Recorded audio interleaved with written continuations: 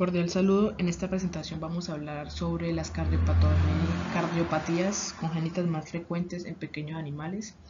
Quien les habla es María José Peláez Castellanos, estudiante de Medicina Veterinaria y Zootecnia de octavo semestre para el curso de Medicina Interna. Cuando hablamos de cardiopatías congénitas, hablamos de aquellas que aparecen en el momento del nacimiento, que se pueden clasificar entre hereditarias y adquiridas. Cuando hablamos de hereditarias hablamos que son transmisibles y cuando hablamos de adquiridas hablamos de que no son transmisibles. Sin embargo, una cardiopatía puede ser hereditaria y no congénita. ¿Qué quiere decir esto? Quiere decir que es potencial al momento del nacimiento, siendo sus consecuencias de aparición más tardías.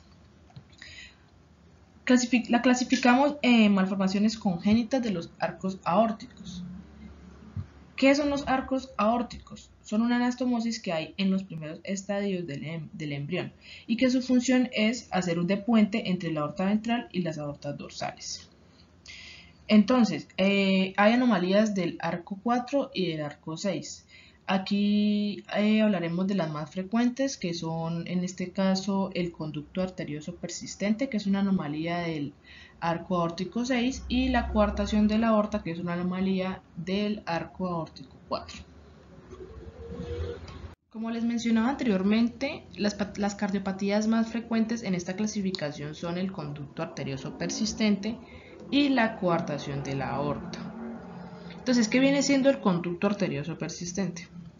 El conducto arterioso en condiciones normales es un vaso que durante el periodo gestacional o el periodo fetal permite la comunicación entre la arteria pulmonar y la aorta. Ya al momento del nacimiento, pues ya como sabemos los pulmones son los encargados de oxigenar la sangre y este conducto viene siendo pues ya no necesario su uso, entonces él empieza a cerrarse hasta convertirse en un ligamento arterioso. Si hay una diferencia marcada o hay una gran diferencia entre la presión aórtica y la pulmonar, el flujo sanguíneo puede tenderse a aumentar, lo que evita el cierre de este conducto arterioso. Entonces, como consecuencia de lo anteriormente dicho, el conducto arterioso permanece permeable y se mantiene un flujo de sangre de mayor a menor presión, produciéndose a pocas semanas o ya meses de vida edema pulmonar y insuficiencia cardíaca en el cachorro. Otra cardiopatía frecuente en esta clasificación es la coartación de la aorta, que se refiere a un estrechamiento de la arteria aorta que causa una obstrucción al flujo aórtico. Todo esto puede conllevar en el recién nacido desde una estenosis discreta hasta un segmento largo e hipoplásico que puede dar lugar a una dificultad del paso del flujo sanguíneo. Entonces encontraremos síntomas que irían desde la hipertensión sistólica hasta la intolerancia al ejercicio. También podríamos encontrar una taquipnea marcada y una insuficiencia cardíaca. En la imagen inferior podemos observar en la figura A un esquema del arco aórtico normal, bajo sus condiciones normales. Ahí donde está señalando la flecha está el istmo aórtico, que es el que se obstruye y obstruye el flujo sanguíneo, como lo podemos observar en la figura B, donde hay un pequeño estrechamiento de esa arteria, lo que genera pues la dificultad del paso sanguíneo, del flujo sanguíneo. Bueno, en otra clasificación de esas cardiopatías congénitas tenemos la embriogénesis cardíaca, que vamos a hablar de las malformaciones congénitas del corazón. Aquí hay una clasificación de esas malformaciones según el origen de su anomalía. Entonces, bueno, aquí están las diferentes cardiopatías, pero nosotros vamos a hablar de las más frecuentes. Las anomalías del área del tronco conal. Aquí las más frecuentes vendrían siendo el defecto de rotación o septación, que es la transposición de grandes vasos sanguíneos, y la tetralogía de Fallot. Anomalías en la tabicación de la aurícula. Aquí vamos a hablar de la más frecuente, que es la comunicación intraauricular, que viene siendo un defecto del septo auricular.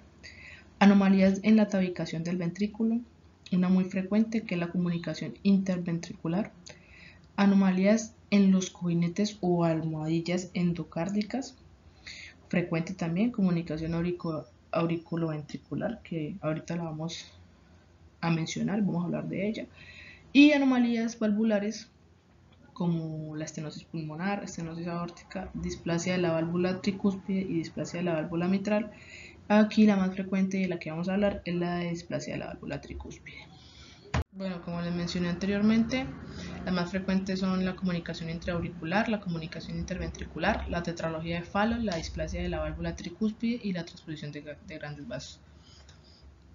¿Qué es el defecto del septo auricular o la comunicación interauricular? Es un defecto en la pared muscular, es decir, en el tabique auricular, que normalmente separa las aurículas derecha e izquierda. Como podemos observar aquí en las dos imágenes, ya les voy a apuntar, valga la redundancia. Aquí podemos ver que ese tabique auricular no está haciendo su función, que es servir como pared muscular entre aurícula derecha y aurícula izquierda. Entonces, ¿qué pasa? Hay una comunicación interauricular entre aurículas. En casos de que la comunicación sea muy extensa, ya veremos una disnea marcada, intolerancia al ejercicio y signos de insuficiencia cardíaca. Defecto del septo ventricular o comunicación interventricular. Aquí se afecta el proceso de septación y desarrollo del tabique interventricular, similar a lo que pasaba en el anterior defecto, pero en el anterior aurícula, aquí hablamos de ventrículos, ¿sí? Los defectos grandes pueden producir cortocircuito de izquierda a derecha, originando una sobrecarga de volumen de circulación pulmonar a la aurícula izquierda y al ventrículo izquierdo. Aquí podemos observar un corazón en condiciones normales y aquí podemos observar un corazón con comunicación interventricular. Aquí podemos ver la falla entre, el poco desarrollo de ese tabique interventricular, lo que produce la comunicación interventricular. La tetralogía de Fallot se produce cuando se genera un defecto en el septo interventricular, el cual se considera que está mal alineado con la aorta que cabalga sobre él y asimismo genera una obstrucción al tracto de la salida del ventrículo derecho, como podemos observar en la imagen. Esa misma obstrucción en ese tracto de la salida del ventrículo derecho genera una hipertrofia del ventrículo derecho, lo que se interpreta como una respuesta al defecto del septo interventricular que existe en esta tetralogía de Fallot, que es una displasia de válvula tricúspide. Se dice que las válvulas auriculoventriculares se desarrollan pues bajo las almohadillas o cojinetes endocárdicos. Se dice que la válvula tricúspide es la válvula cardíaca de orificio más grande de las 4 que hay en el corazón y por esta razón es la insuficiencia valvular más frecuente. Básicamente esa falla en el desarrollo de esos cojinetes endocárdicos genera esta displasia de la válvula tricúspide y se dice que los síntomas más frecuentes es la disnea y la intolerancia al ejercicio. Y para concluir esta presentación sobre cardiopatías congénitas más frecuentes en pequeños animales, vamos a hablar de la transposición de vasos sanguíneos, de grandes vasos sanguíneos. Entonces se dice que es básicamente causada por una malrotación troncal que determina un mal alineamiento ventriculoarterial, produciéndose una discordancia ventriculoarterial, ¿sí? ¿Qué quiere decir? Que el corazón en condiciones normales lo vamos a encontrar como está aquí, la aorta, la arteria aorta saliendo del ventrículo izquierdo y la arteria pulmonar saliendo de el ventrículo derecho, ¿sí? En la transposición de grandes vasos lo que pasa es todo lo contrario. Encontramos la aorta mal alineada y viniendo del ventrículo derecho y la arteria pulmonar la encontramos en el ventrículo izquierdo. La sangre venosa,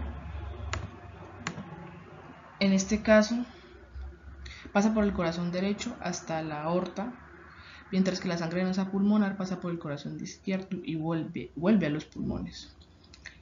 Se dicen que los circuitos sistémicos y pulmonares en esta situación se encuentran en paralelo y es obligatorio para la supervivencia del animal la existencia de algún shunt que permita llegar sangre oxigenada al territorio sistémico.